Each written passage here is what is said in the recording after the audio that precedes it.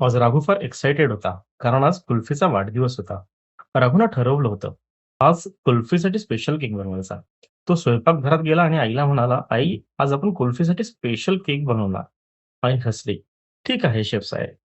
थोड्याच वेळात घरात छान वास पसरला. राघू केक सजवत होता. कुल्फी बाजूलाच बसून जीभ बाहेर काढून बघत होती.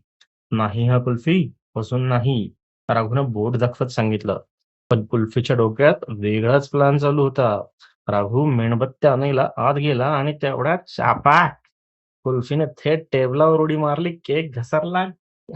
क्रीम हवेत आणि संपूर्ण केक कुल्फीच्या तोंडावर. राघू बाहेर आला आणि 2 सेकंद शांत उभा राहिला. आणि कुल्फी त्यातही त्याच्याकडे शेपूट हलवत पाहत होती. जसं सांगतच होती, "केक खूप छान होता हं." राघू मोठ्यानं हसायला लागला. "हा, हा, हा, हा." आईला सुद्धा हसू आला. पण खरी मजा अजून बाकी होती. कुल्फी धावत-धावत सोफ्यावर गेली, मग बेडवर, मग पुन्हा राघूकडे. जिकडे जाईल तिकडे क्रीमचे ठसे. संपूर्ण घर केकची आर्ट गॅलरी बनलं होतं. शेवटी राघूनं कुल्फीला मिठी मारली आणि म्हणाला, "तू सगळ्यात जास्ती खट्या बर्थडे गर्ल आहेस." आणि त्या दिवशी केकपेक्षा जास्त गोड होती राघू आणि कुल्फीची मस्ती.